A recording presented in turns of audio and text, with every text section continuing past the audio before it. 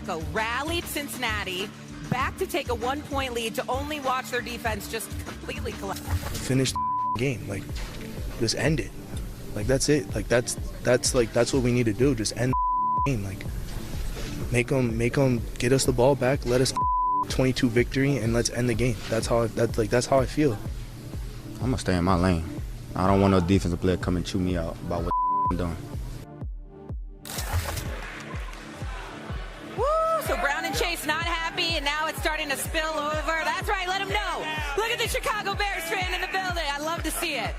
Chicago born and raised, but I think this is probably more of a problem for Cincinnati than it is for Chicago at this point, Swagoo, because you got players now calling out other players in the locker room. Did you have a problem with what Shamar Chase and Chase Brown said? It's the cardinal sin. Even though I know the emotion is running high after the game, it's the cardinal sin. So you don't really want to go to that point because there will come a time where it'll be on them. Definitely. And I think a lot of times, though, you caught up in the emotion right after the game.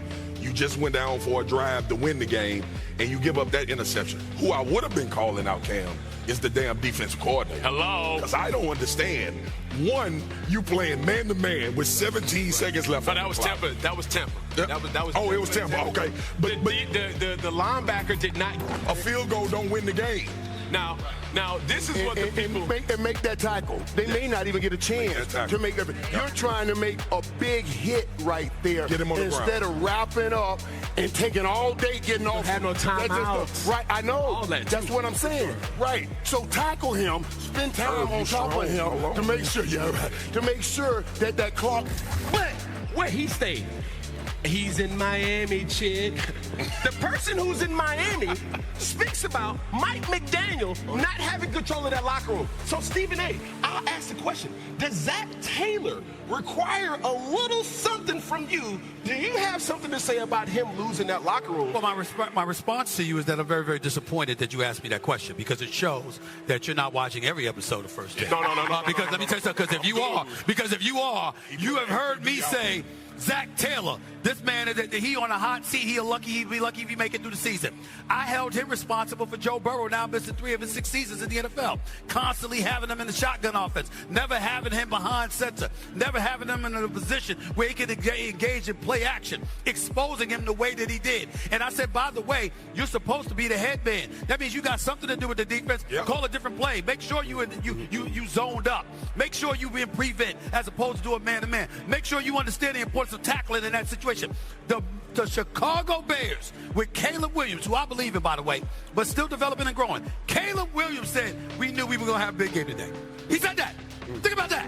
When you heard that name come out of his mouth, he ain't never do that. You know what? But you know what? He saw them lose to the winless New York Jets the week earlier, giving up 39 points to the New York Jets with Justin Fields. And Caleb Williams said, I think I can do that. Against that team, I think I can do that. And that's what happened. The Cincinnati Bengals are trash defensively. Jamar Chase deserves better. T. Higgins deserves better. Joe Flacco deserves better. Okay? Because when you have a defense that's just non-existent, I know I said the Alice Cowboys instead of the Dallas Cowboys, but the Bengals are worse. The Bengals are worse than the Cowboys, okay? At least I get an impression. You know, you might not tackle right sometimes. You might make some mistakes. You might have some confusion from time to time. But nobody is as bad as the Bengals. And by the way, here's where I got to hold Joe Burrow accountable. You wanted Higgins to get his money. Yeah. You wanted Jamar Chase to get his money. But you also wanted Hendrickson to get his money. Damn it.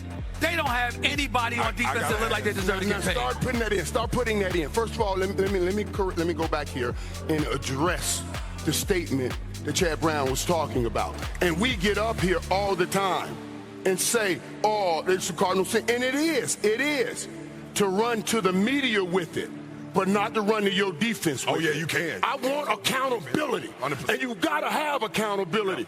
We had a guy named Charles Haley. Hello. And we would have a conversation before every game.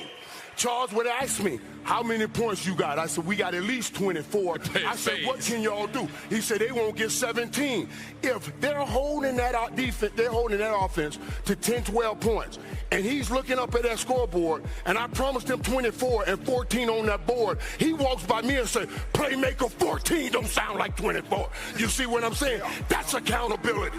And that's all Chad Brown is saying. I want accountability over here. Now, he should not just be talking to his teammates. He should go scream to his owner, who wouldn't pay a man that plays great defense, who wouldn't even pay the guy that they drafted that can play great defense. So they don't care about defense. So don't act like, the players are the only one wrong. No, definitely management. Definitely management. Definitely management. Everybody. This is a team that has given up in the Bengals 300 points in 9 games. Yep. That's I mean, and then back-to-back weeks you're giving up a touchdown to a wide receiver and a running back. Not only that. And this is worse than last year. This was the same conversation last year. That's what I was about to say. Fighting The issue is not that they're having this type of play from their defense this year.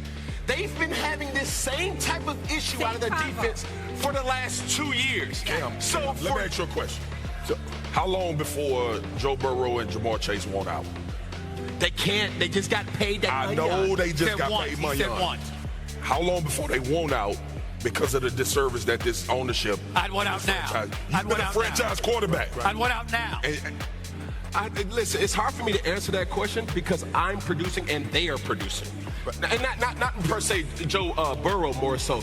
But when you see the game that T. Higgins had yesterday, the amount of difficulty of the catches that he made, now it says you got an issue in Dallas. I wouldn't even say an issue in Dallas where you got 2 #1 valuable playmakers on the outside. Right. When that happens, you have to give those guys opportunities. They've given them opportunities. Everybody's at home. So you're spending money. One gonna get traded. Right, but you're spending money incorrectly. All right, you got that offense and you're not doing anything. Was tackle him. The Bears are going to have to try a long field goal to try and win it. Instead, we're hitting. I don't know what in the world they're doing. It's a horrific ending for the Bengals, and we're going to dive into that. We spoke about it at great length earlier. Let's talk for a minute, because we didn't get to earlier, about the Bears side of this. Their win keeps them in the hunt for what has now become maybe the most interesting division in all of football. Cindy, let's show it. The NFC North is the only division where all 4 teams are currently 500 or better. The Packers have a half a game lead on the Lions and Bears. Minnesota just a single win behind the trio of them. So a remarkable division. The Bears, what can you say? I mean, they just kept fighting back. Caleb Williams getting better under that coach. That's a big win for the Bears. Yeah, I mean, and Caleb was incredible in this game just by sheer numbers. Like, he had over a 250 pass and he had 50 on the ground. And the man had 2 receptions and a touchdown catch. Like, he was great. Broadcast on TV yesterday, but whoever it was made a really good point that other teams call those trick plays. Right. The Bears, Ben Johnson just calls them plays. Those are plays. All this creative stuff they do, that's just part of the package of what they do offensively. It's an important part of what they do, and they are very effective doing it. Yeah, absolutely. I mean, they always have a check out of things, but if they get the look, everything's by design. They're going to see you in this certain defense and things, and when they get that look, they know the play's going to work. That's why it's just a play. And look, the guy is amazing at dialing up explosive plays. Coordinator or whatever, he got no freaking chance. And I make a point about the trick plays that's very quick, is that I think some people think about the trick plays as their ways to create cheap explosives. It helps. Okay, so the Bears side of this is interesting, and that's all well and good, and they're well ahead of pace, and they may very well contend in that very good division. But that isn't the most interesting thing that came out of that game yesterday. So the Bengals have now, what is it? They gave up how many points last week? They scored 39 and lost last week, and then they scored 42 this week and lost, and that hasn't happened, as Shefty said, since 1966. And afterwards, in the locker room, the dam broke. Listen to Chase Brown.